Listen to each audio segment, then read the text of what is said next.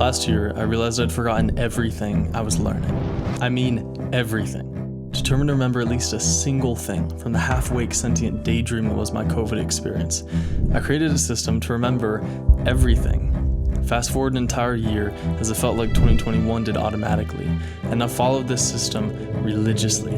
This video is the most important piece I've shared so far, and this technique is really the only reason I've been able to learn so much over the past 2 years. In this piece, I'll explain the memory system I've created, why it works according to science, and how it enables me to remember every single thing I learn without exception.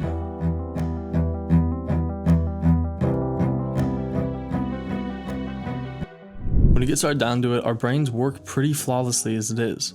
Our brains could have evolved to remember every minute detail and event that's happened throughout our lives, but there needed to be a reason to, which there just never was. Creatures evolve through life or death experiences. If we remember which mushroom will kill us, we've a better chance of living. If we remember what the clouds looked like on our 6th birthday, it just doesn't give us a lot of information. Just imagine if 1 minute from now you remembered every little detail in this frame, every previous frame of video you've ever seen also. 99.9% of that would serve no purpose. A large part of the autistic spectrum consists of differences in how people's brains are unable to filter out overstimulation through the complexities of our world. But most brains are amazing at forgetting useless information. You'll probably understand the general concept and point of this video, but you won't remember what I said word for word in the introduction. The point of having a photographic memory shouldn't just be to remember every little detail of perception, but instead to remember what we deem as important, not what our subconscious automatically filters out. This is the reason I developed this system. Part 1, the science. So how do our brains choose what information to store and what to discard? Well, it isn't just life or death related. I'll remember for the rest of my life a dream I had when I was 5, where the animated trolls from the original Hobbit invaded my kitchen, and yet that's not increasing my chances of survival. The average layperson trying to learn nuclear physics for the first time will probably find it very difficult to retain that information. This is Dr. Sean Kane, explaining his research on the cognitive psychology of learning and memory. What it shows us is 2 things. The first is that our brains remember importance. The second is that importance is determined by value, relation, and repetition. These 3 items are what all non-physical cognitive memory research revolves around. Understanding this is critical to understanding how to create a photographic memory for yourself. Value. Our brains decide what is valuable based on its use in our lives. That's why, as King said, learning nuclear physics is difficult. When I was 5, my brain subconsciously decided that this recurring troll nightmare had value. Now, why was this? Most of the time, what the case is that our brains have an emotion bias. If we elicit a strong emotion, like pure terror, our brains treat that event as valuable. Otherwise, why would we have not slept for days just because these stupid cartoon drills won't stop entering every single dream you have? Relation. More than anything, I consider myself a filmmaker. I remember lens characteristics and lighting setups, etc., because all of this information relates to me. Relating information to yourself is something that happens consciously, but still impacts your subconscious. What's powerful is that if you start learning something new, like music, at first it won't relate to anything, but soon that new information relates to previous information in that same category.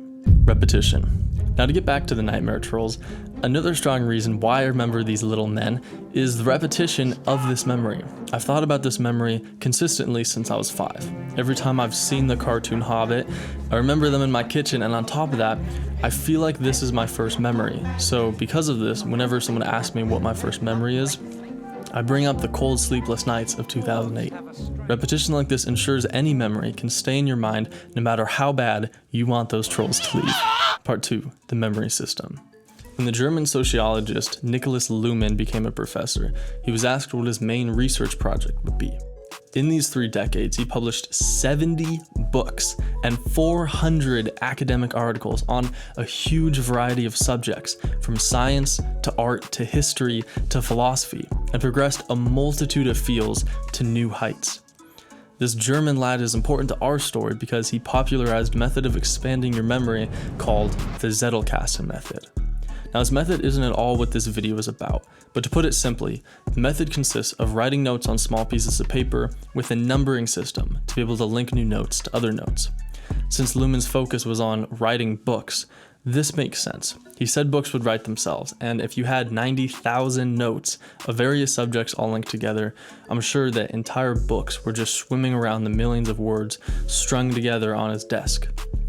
However, the Zettelkasten method failed to see a large opportunity. Here is where my memory system comes in.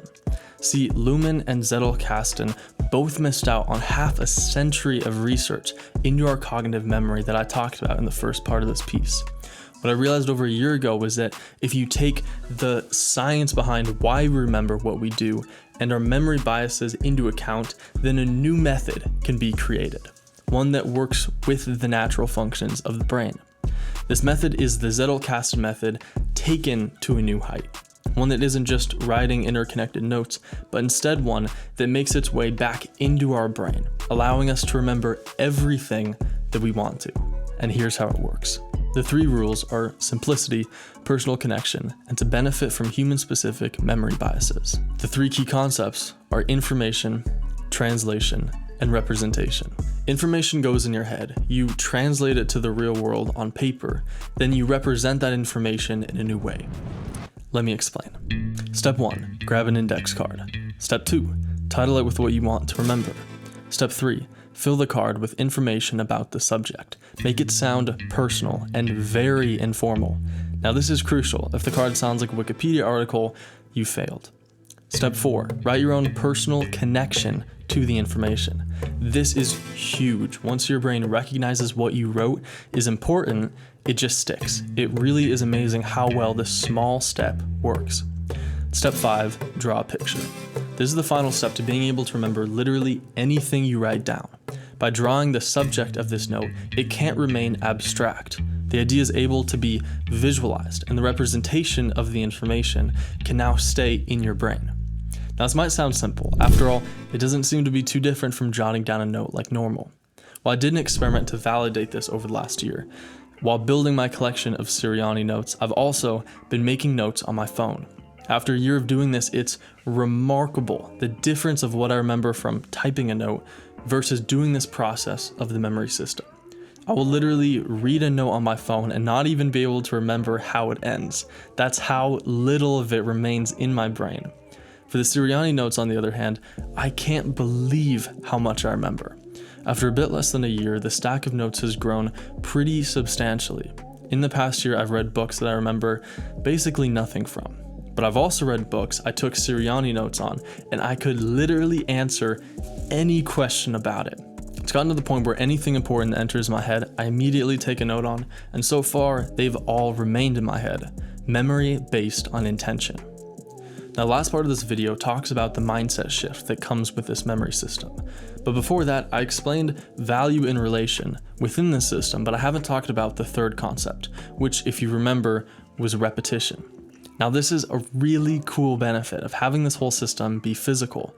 See, the stack of the notes is always sitting on my desk. When I'm bored, I'll flip through the cards. If I need to find one, I'll end up reading dozens along the way because of how short they are. You don't get this if the system is digital, which is why I think that cards are the way to go. The expansion of my memory that I can't even begin to describe has made it certain that I'm never going back to the normal lame version of memory. But along with the literal benefits of this year-long experiment, something else surprising started to happen. A substantial mindset shift towards new information. This channel is about continuous learning and expanding your awareness. What this new memory system has done for me is created this strange drive to learn more. For the first time in my life, I can literally quantify the knowledge in my brain, which is like super trippy to think about.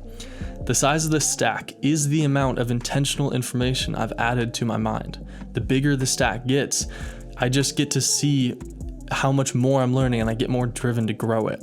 This memory system has literally gamified the expansion of knowledge, which again, I just can't reiterate, is like crazy. My progress within film, photography, engineering, and CGI isn't just measured by deadlines and goals now. Now I can measure it by stacks of memory chunks sitting on my desk. It really feels like it makes learning the goal of a project. Even before starting this YouTube, I've made probably over 30 cards on storytelling, editing, channel growth, thumbnails, how to relate complex ideas, and so on to try and grow this channel. My goal with this system is to just keep growing it. In some ways, it's changed too over the last year. I recently started writing examples instead of connections, because I realized an example that relates to my life could hold even more value for how my brain interprets the information. So to wrap things up, I wasn't exaggerating when I said that this was the most important video I've released. This system has transformed how I retain information and everything I'm able to do because of that. If any of you try out or implement this method in your own lives, let me know. I'd be happy to answer any questions. The channel is still really small, so I'll see every comment. With that being said, I've learned a lot over this last year, and I attribute 100% of that to this method. So give it a shot. I think it could change your life too. I'll see you next time.